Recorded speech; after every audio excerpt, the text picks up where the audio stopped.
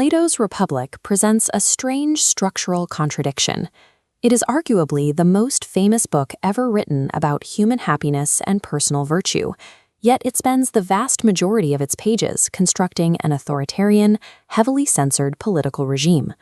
Early in the text, Socrates is confronted by two brothers, Glaucon and Adeimantus, who lay out a severe philosophical challenge. They demand that Socrates prove justice is an internal good. They want him to strip away all external rewards, wealth, reputation, societal praise, and show that a completely just person is better off than an unjust person, even if they are physically tortured and despised by society.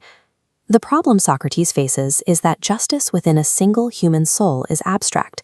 It is invisible to the naked eye, making it incredibly difficult to isolate and examine. Because the individual cannot be placed under a microscope, Socrates argues that a radical new methodology is required to locate the nature of justice. His solution is a concept we can call the macro-micro isomorphism. Socrates compares the problem to reading text. If you are struggling to read small letters from a distance, and you know those exact same letters are written elsewhere on a massive scale, you would read the large letters first to understand the small ones. The human soul represents the small letters. To read them clearly, Socrates proposes we must first construct the large letters, a theoretical macro-scale model of a city-state. This ideal state does not currently exist anywhere in the physical world. It has to be engineered entirely from first principles, step by step. We are intentionally pausing the discussion of individual ethics. To understand the architecture of human morality, we have to engage in macro-political engineering. The engineering process begins with a single foundational reality. Humans are not self-sufficient. An individual living alone cannot fulfill their own basic survival needs for food, shelter, and clothing. To solve this survival problem, Plato establishes a bedrock axiom for his state, the division of labor. The rule is strict. One person performs exactly one task. A farmer farms, a builder builds. Socrates calls this the healthy state. Glaucon mockingly dubs it a city of pigs, noting it provides only basic survival, devoid of comfort. This balance is inevitably corrupted by the human desire for luxury. Citizens demand relishes, art, and sweets. Meeting this demand rapidly inflates the state, requiring a massive influx of non-essential professions, merchants, artists, cooks, and countless others. Sustaining this bloated, luxurious population has an immediate geopolitical consequence. The state no longer has enough land, meaning it must seize resources from neighboring territories.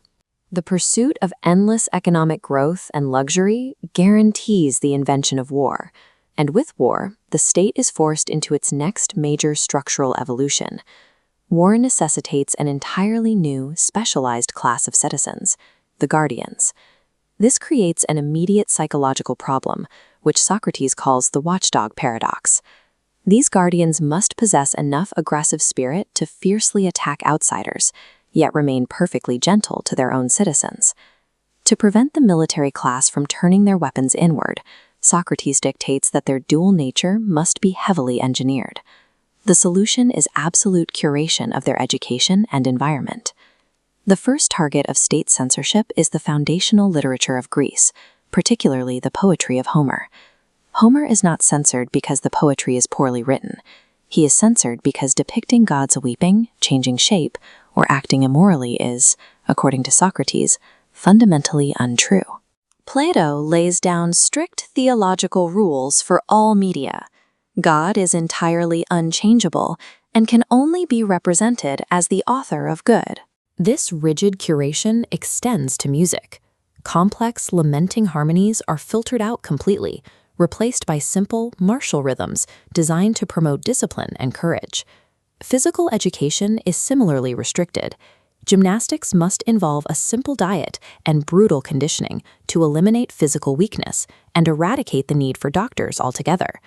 In this system, civic virtue is not a matter of personal willpower. It is the inevitable, engineered output of a completely filtered cultural environment.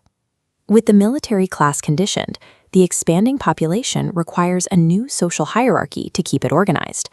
This diagram illustrates the rigid, three-tiered class system. At the top are the gold class. the highly educated rational rulers. The middle contains the silver class, the spirited auxiliaries. The vast bottom consists of the bronze and iron craftsmen, farmers, and merchants. To enforce this severe hierarchy without triggering constant rebellion, Socrates introduces a psychological mechanism known as the myth of the metals, or the noble lie. Citizens are indoctrinated from birth to believe they were literally forged in the earth, and that the gods injected specific metals into their souls to determine their station. The caste system is based on intrinsic psychological nature, not strict family heredity. If a child of iron parents demonstrates a gold soul, they are elevated to the ruling class. Likewise, a bronze-souled child of gold parents must be demoted. The noble lie ensures absolute, unquestioning adherence to the division of labor, permanently cementing the architecture of the state. The political engineering is complete. The large letters of the state have finally been written and structured. This brings us back to the ultimate question that initiated the entire thought experiment. Where exactly is justice located within this massive structure? We already know what it is not. Early in the text, Socrates dismantled definitions that framed justice as transactional, like paying debts, or as a cynical power dynamic favoring the strong. Looking at this completed model, Plato reveals his definition: justice is structural harmony.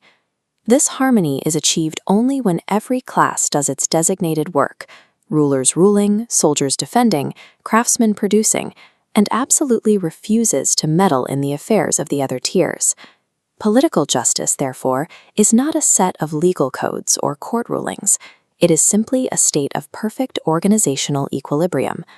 As this diagram illustrates, with the macro model complete, Socrates executes the final step of his maneuver, mapping the macro state directly back onto the micro individual.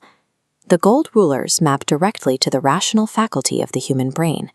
The silver guardians map directly to the spirited element of the chest, which governs courage and righteous indignation. The bronze craftsmen directly to the concupiscent appetites of the stomach, representing the desires for food, wealth, and sex. So personal justice follows the exact same rule as the city. It exists when the rational mind, aided by the spirited element, rules firmly over the endless demands of the appetites. So we can now answer Glaucon's challenge. He demanded proof that justice is an internal good, and that a just person remains happy even if they are physically tortured. This structural definition proves his point. An unjust soul is intrinsically diseased.